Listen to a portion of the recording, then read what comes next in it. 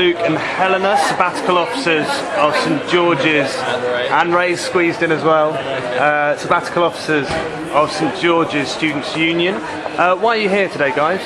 Well, we're here to try and raise awareness of the fact that it's not medical students, as well as all students in the country, are protesting about the vote that's to take place tomorrow to raise tuition fees, to raise the cap to £9,000. I mean, from our point of view, we think it's especially important that medical schools speak out as well, because well, studies have shown that low-income families are debt adverse, and that a £9,000 price tag per term on tuition fees would put you off.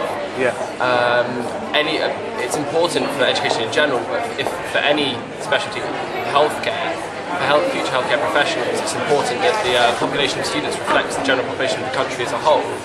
And our feeling is that if you don't, we're going to end up in 5 years' time with doctors and nurses and radiographers and midwives coming out of university who are all higher class, that can afford to go to university, and we're essentially shutting out an entire part of the population, and it doesn't seem right. Okay. Ray, let me turn to you. I think it's important that we're showing solidarity across London, that students across London are against cuts to our education, and that students across London are against increase of fees to the levels that the government are thinking of. I think it's just important that we all put a united front together as London to say, look, we're not happy at the proposals, and we'd like the government to reconsider different options. So I think that's why we're all here together across over 20 different colleges and universities in London to get together and say, look, listen to us, please. That's why we're doing this today. And straight back across. Let me ask you a different question, Helena.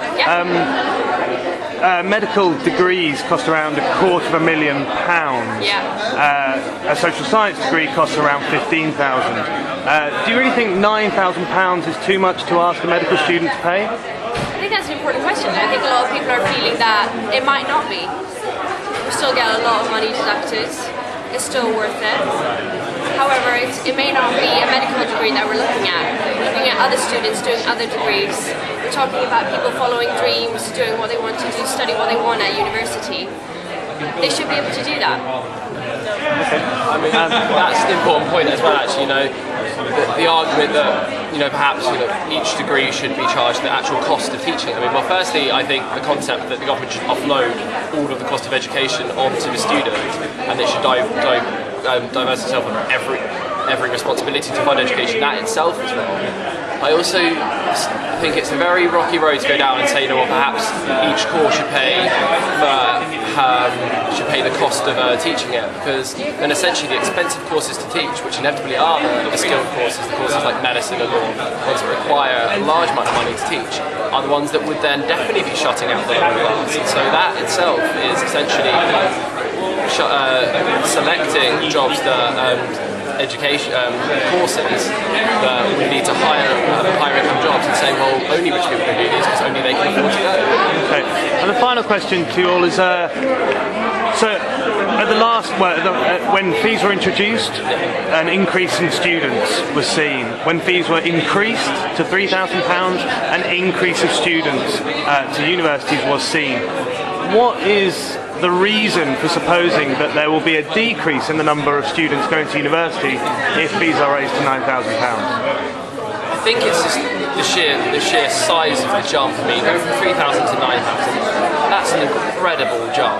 And I think, yes, while the increase in fees, when they increased fees previously, we did see an increase in students, but I don't think we can establish causality for it. I mean, there was a whole wide range of things that went on. The government was really, really improving widening participation at the time as well.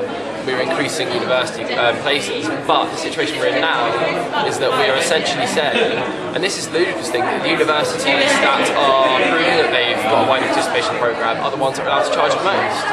And so you're essentially saying, if you're trying to attract students who would normally come to university, you can charge them more, which is completely counterintuitive and won't work. And I think we are, with the fees that we're paying at the moment, we are at a saturation point where any more and students will definitely be put off. And jumping up to 9,000, we're going to see a massive decrease in the wrong groups of students. We're going to see a decrease in the lower income bracket, and I think it's a terrible shame.